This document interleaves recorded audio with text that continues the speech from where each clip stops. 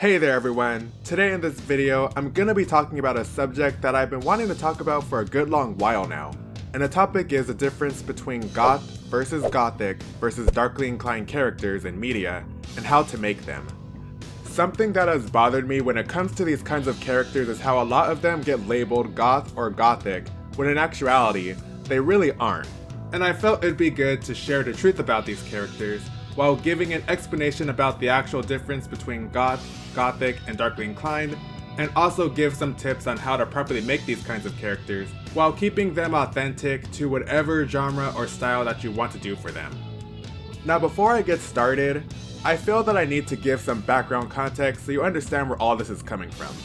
So I've been into the goth subculture for about 11 years now, researching it and coming across many misconceptions about what the scene is actually all about. A glaring thing I discovered upon my research about the scene is that it has been put through the ringer with all the misconceptions and misappropriation it has had lobbed onto it. From bands being wrongly labeled as goth, to what makes something actually gothic versus darkly inclined, and of course the whole goth is a mindset nonsense. Goth is probably the only music-based subculture that has been very misconstrued in my experience of researching music-based subcultures.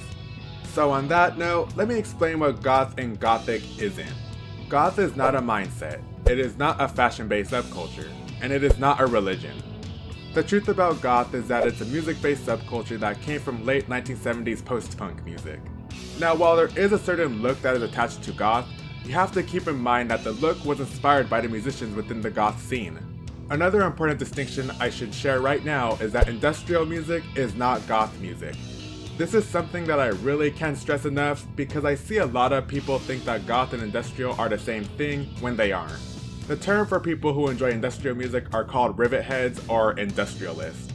Industrial, just like goth, is another music-based subculture that has its own subgenres of music with a look that was inspired by the musicians. And finally, with gothic, just because something looks dark and spooky, it doesn't automatically make it gothic, as there is actually certain criteria that needs to be made that determines if something is actually gothic or simply just darkly inclined, because there is a difference between the two descriptors. So with all that said, before I go in further with what makes someone or something goth, gothic, or darkly inclined, as well as the fun stuff with characters in media, here is a brief overview. Goth is a music genre, and a word used to describe fans of said genre of music. Gothic is a type of architecture, literature, art, and film, as well as a word for fans who enjoy any of these mediums. And finally, darkly inclined is just something that is simply dark, spooky, or macabre in nature, and for people who enjoy these things. Now it's a given that a goth will already like darkly inclined things or gothic type things, though not always, and the same can be said for gothic inclined people liking darkly inclined things as well, but I'll explain more about that later in the video. That being said, a darkly inclined person most likely doesn't enjoy goth music or even gothic inclined things, hence why they are simply darkly inclined. Again, I'll explain more about this later. So with all that being said, let's dive in deeper and take a look into these three different style classifications and characters from popular media, be it cartoons, movies, etc., and how they fit into them.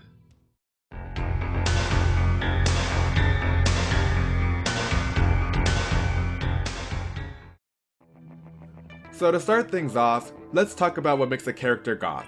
The only requirement needed is a nod to goth music. Doing this signifies that the character is an actual goth and not a fake one, for lack of a better word. Be them mentioning a goth band in passing, wearing a goth band t-shirt, or even something as simple as having goth music memorabilia in their bedroom is more than enough to convey that the character is a goth. Some actual goth characters consist of the goth kids from South Park, as they featured some humorous parody play by mentioning the goth band Bauhaus, but called them Blauhaus. Not only that, but their actual theme music kinda sounds like actual goth music, as well as the song that played in the episode where the goth kids burned down Hot Topic. But to be fair, it's pretty apparent that Trey Parker and Matt Stone, the creators of South Park, know a little bit about the actual goth scene, as they featured The Cure's Robert Smith himself in a season 1 episode, and Kyle mentioned their Disintegration album, which is arguably one of the best goth rock albums of all time in the goth scene. Goodbye, Robert Smith. Thank you for your help. Visit us again. Disintegration is the best album ever! So I think this knowledge, even if a little, was why the goth kids work so well as parodies, and why they are so beloved by actual goths. Anyway, some more actual goth characters are Triana Orpheus from the Venture Brothers, where with her, there was a Bauhaus's In the Flatfield poster in her bedroom, as well as this little scene here. Oh, hi, Pumpkin. What were you guys doing in my bedroom? Well, Al wanted, what's that? I wanted to see your CD collection. Yes. Yeah, I'm old school death rock. You know, I used to go to the Batcave when Nick Fiend was still the doorman. Yes, that's true. He was. We'd love to stay and bail ourselves out, but we... Yes. So... There's also Serena from MTV's underrated animated short-lived series Downtown, who mentions the goth band Dead Can Dance in one episode. Alex, I'm being stalked. I went to pick up some stuff from my herbalist, then I went to my aunt's house to water her plants. I don't know, I had to go pick up some Dead Can Dance tickets from my friend Christy too, and the entire time this guy was following me. And last but not least, we have Debbie from American Dad, where her and her friends danced to Joy Division's Love Will Tear Us Apart, which was honestly quite surprising, but refreshing because they actually used an actual beloved song within the goth scene, instead of playing a generic metal song that you usually see happen, as some people wrongly believe that metal music is goth music. Needless to say, this was quite the pleasant surprise that they did this for her character. You shall not pass!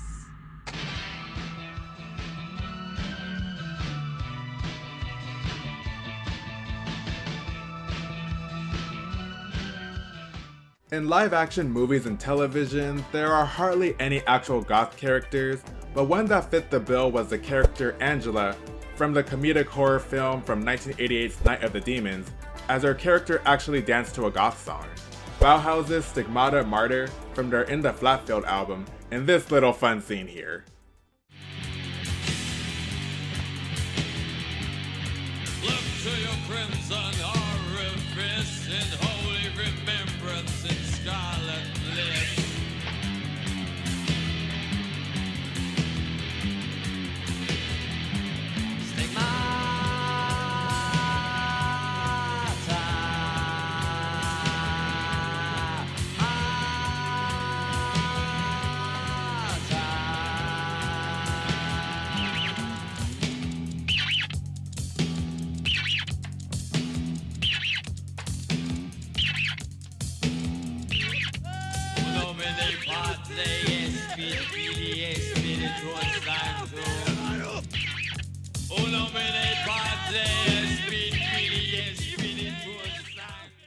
But yeah. Aside from her though, there really aren't many actual goth characters in media, contrary to popular belief. Most of the ones called goth aren't, but I'll explain that more as I go on. Now that being said, there is a way to signify a character as goth despite not mentioning goth music, and that is basing their design on actual goths. A good example of this is the character Andrea from the beloved MTV animated series Daria. Her design looks like she came straight out of the Batcave Club, with her Robert Smith inspired hairstyle and Suzy Sue inspired makeup. It's clear to see her design was inspired from the actual goth scene, though I will say personally that I thought it was just so disappointing that they didn't play some goth music for her. A total missed opportunity there, as there were quite a few goth bands that they could have played for her in the background, but oh well. Another character that does this is the character Death from Neil Gaiman's comic series The Sandman. The concept for her design was actually inspired by a real goth named Cinnamon Hatley, who was a friend of the artist who created the character, and she was a big fan of death rock. And it really showed in her design, that looks like straight up 80s goth death rock. And from live action movies or television, again, there really aren't many at all, but the only one that comes to mind is the beloved Nancy from the 1996 teen supernatural horror film, The Craft. Her design definitely took from 90s goth as far as her wardrobe went, mixed with 80s goth as far as the hairstyle she had. But also, the movie featured a Susie and the Banshees song, and while Nancy wasn't listening to the song as it was played only for scene music, the fact that a movie like this gave nod to Susie and the Banshees was more than enough to show that they wanted the character to be seen as a goth. Minnow, take my scars. Give me beauty outside as well as in. Minnow, take my scars. There was also the character Megan from the 1990 teen horror movie Mirror Mirror. Her design just screamed 80s goth, with her Susie Sue inspired makeup and her mid-80s goth looking wardrobe. And the last few that come to mind are the characters Gypsy and Clive from 2001's drama film Gypsy 83. It is clear that Gypsy's appearance was influenced from 1990s romantic goth that was a style of ethereal wave, and Clive was influenced by the 80s style of goth. Though what really drives the goth tone home is that the movie's soundtrack featured actual goth music from bands like Bauhaus, The Cure, Diva Destruction, and Clairvoyant.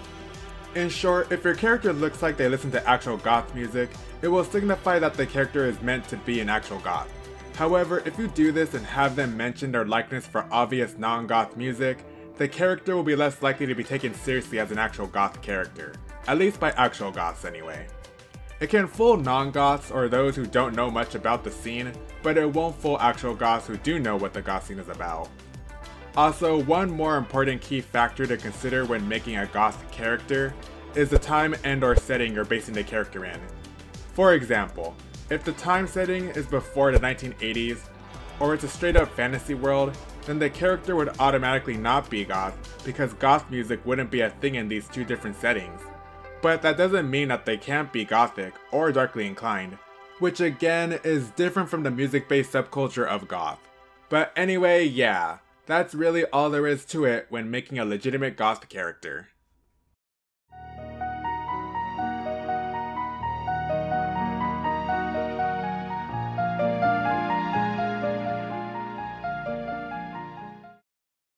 So now let's talk about gothic characters and how to recognize and create one. Now remember that there is a difference between goth and gothic characters. Goths are fans of goth music, and gothic describes a literature, art, architecture, and/or film type of medium. So for a gothic character, all you need to do is signify that they enjoy or have fondness for gothic literature, architecture, artwork, or film. But I'll need to specify more on this as some people confuse things as gothic when they really are merely just dark or darkly inclined. For example, art from the 12th century of the French medieval Romanesque art movement with depictions of cathedrals or chapels, stained glass, and buildings are what constitute as gothic. But if we're talking about a painting of, say, skulls, vampires, fairies, crows, or anything like that, that is not gothic. It's either dark or dark fantasy themed, and that is not what gothic is. Gothic has a certain criteria that needs to be met in order for it to be truly gothic, and this also extends to gothic architecture, as it's pretty much an extension of the art only in sculpted form. On that note, I should touch up on gothic literature and gothic films. Gothic films are an extension of gothic themes that are found in gothic literature. It's all about tone and atmosphere from the setting and subject matter. The most common setting found in gothic literature, and by extension gothic films, are old castles or manors that are filled with mysteries, trapdoors, and secret passageways, but can also be in foreboding forests or towns that just give a sense of dread, discomfort, or fear. The subject matter tends to focus on things like suspense, drama, supernatural, and/or romance that all takes place in the foreboding setting and atmosphere. So with that explanation out of the way, some examples of gothic characters in media include Raven from Teen Titans, as we see in her bedroom that is decorated with bookshelves, which gives the indication that along with her spellbooks, she may very well also enjoy gothic literature. We also have the character Creepy Susie from The Oblongs, who quotes Edgar Allan Poe, which signifies that she reads or has enjoyment for gothic literature. There's also Rogue from X-Men Evolution, as in one episode, you can see her reading Bram Stoker's Dracula, which gave a nod that she enjoys gothic literature. There's also Lucy Loud from The Loud House, who always gets mistaken as a goth, which she isn't. She is gothic inclined though, with her nod to gothic literature. Oh, and last but certainly not least, the Addams Family. The Addams Family are not goth, but they are gothic. Their house is styled from gothic architect, as is their nods to gothic literature. And on that note, Elvira and Vampira are also gothic because, like the Addams Family, their sets are inspired by gothic architect. And they have reviewed a few gothic films, even though most were spoofs or parodies of some classic Gothic films. And because of this, it gave the impression that the characters themselves were at the very least into Gothic architecture and films. And well, that's pretty much the gist of it when it comes to Gothic characters. If your character expresses interest in the aforementioned Gothic mediums, be it Gothic architecture, Gothic art, Gothic literature, or Gothic film, but they're not interested in Goth music, they definitely qualify as a Gothic or Gothic inclined character. Now in saying all this, characters can also be considered Gothic based on the setting of the story and its overall background theme and tone, but in saying this, keep in mind that there is a difference between Gothic and dark fantasy or urban fantasy, and I'll get into the differences between these three different genres. For example, the characters in media properties like Tim Burton's The Corpse Bride, Sleepy Hollow, Bram Stoker's Dracula, Interview with the Vampire, Sweeney Todd, The Woman in Black, Crimson Peak, Beauty and the Beast, Jane Eyre, The Orphanage, The Haunting, Devil May Cry 1, 3, and 4, Haunting Ground, and the Castlevania games, to name a few. Those would be considered Gothic based on the setting, subject matter, and overall theme. Again, Gothic theming is usually about things like romance, curses, and the supernatural, while taking place in a gloomy, decaying setting within places like haunted manors, creepy, mysterious castles with secret passageways, trapdoors, and other mysterious architect. And these themes tie into the romance, mysterious or troubling events, and the supernatural of said events. Now for dark fantasy, these would be media properties like The Nightmare Before Christmas, Maleficent, Pan's Labyrinth, Van Helsing, Coraline, Miss Peregrine's Home for Peculiar Children, Edward Scissorhands, Krampus, Solomon Kane, Black Butler, the American McGee Alice games, Dark Souls games, and the Legacy of Kain games, to name a few. While they are dark in their tone, they lack the key elements of what make up the Gothic genre, which is why they fall into the dark fantasy genre, as they use a darker tone in a fantasy setting.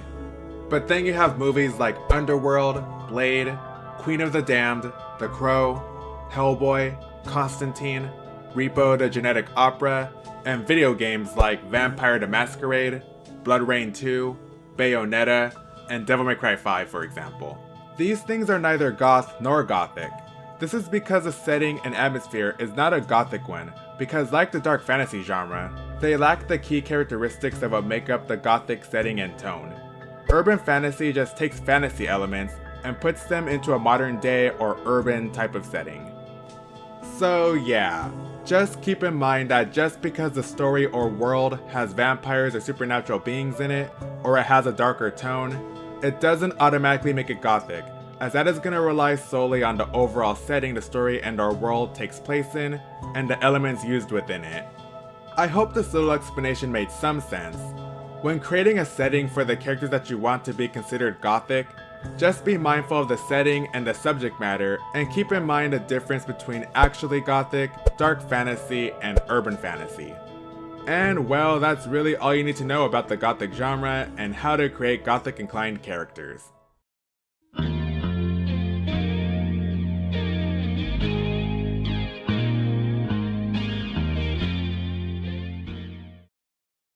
So now, last but certainly not least, let's talk about dark or darkly inclined characters. If you have a character who is not into goth music, nor are they into things like gothic literature, gothic architecture, gothic art, or gothic film, but they are into dark or creepy things, they would be considered dark or darkly inclined. Dark things or things considered to be dark are things like skeletons, bats, dark makeup, dark fashion, and so on. It's a big misconception that people who are just into these things, or they just like the color black, that they are goth or gothic. But that is just not true, as we've already gone over that goths are people who listen to goth music, and gothic is a descriptive term for specific mediums and the people who enjoy these said mediums.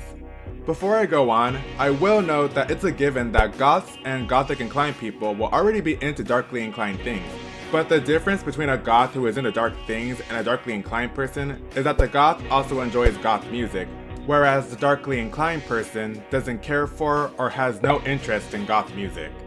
And the difference between a Gothic inclined person and a darkly inclined person is that while both are into dark things, a Gothic inclined person just happens to also be into Gothic literature, Gothic art, Gothic architecture, and or Gothic film, whereas the darkly inclined person has no interest in these things. Just think of Gothic and Goth as different extensions of the darkly inclined. Anyway, most characters, especially in anime who have been referred to as Goth, are really just darkly inclined characters, and not actually Goth.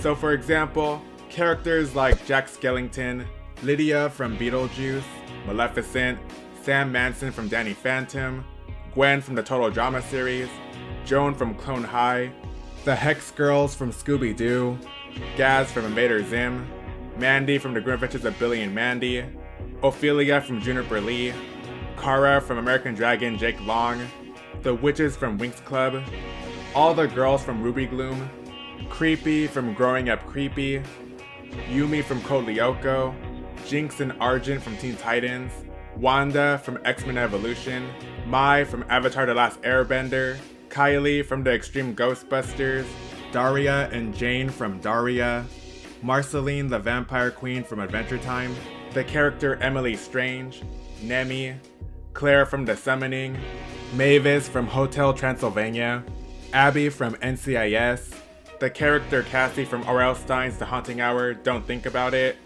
Janice from Mean Girls, Bellatrix from Harry Potter, Misa from Death Note, Riel from Ergo Proxy, Robin from Witch Hunter Robin, Raven Madison from Vampire Kisses, Nana Osaki from Nana, Ophelia from Brutal Legend, Tharja from Fire Emblem, Amy and Tira from Soul Calibur, Eliza from Tekken, and Lulu and Pain from Final Fantasy. Honestly, there are way too many to even name, but all these characters are just darkly inclined, not Goth nor Gothic. I think the reason for this is because a lot of the creators of these characters don't know much of anything about Goth or even Gothic, and only go based on stereotypes. So from what you saw in this video, they aren't really true. I should also specify that characters like Mai from Avatar The Last Airbender would be irrelevant from being classed as Goth, because the timeline in Avatar The Last Airbender is not even modern enough where Goth music would even exist. And this goes for the Final Fantasy series as well, as I know some of you may be surprised that Lulu and Pain were included here. Simply put, Final Fantasy never made nods to Goth music, nor did they give inclination towards Gothic mediums with these two characters. Yes, they have a dark look, but that is all they really have. And as I've gone over in this video, looking dark and having interest in dark things does not make one Goth or even Gothic. So just remember that if your character is only into dark and or creepy things but are not into Goth music, or if the music doesn't exist in their world or setting, nor is said character into the aforementioned Gothic mediums, they would just be considered dark or darkly inclined characters.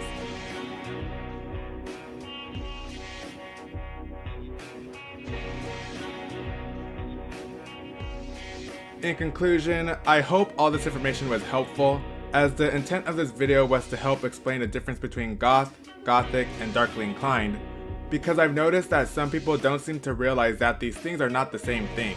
And while people not in the Goth scene would believe that it's all the same, those of us within the actual scene know the difference. Or, well, should know the difference. And I just wanted to help people when it comes to identifying and creating these kinds of characters. When it comes to creating a dark-styled character, you should decide on whether you want the character to be an actual Goth character, a Gothic inclined character, be it through their personal interest or through their world's genre setting, or just a darkly inclined character. Because the honest truth is that most characters who are labeled Goth or even Gothic are not these things at all, and are really just darkly inclined. I also want you to remember that you yourself or your character doesn't need to be Goth or Gothic to like dark things. This is something I feel some people don't seem to grasp. They think that they need to be Goth to like dark things, when that just isn't true. And I just want people to remember that.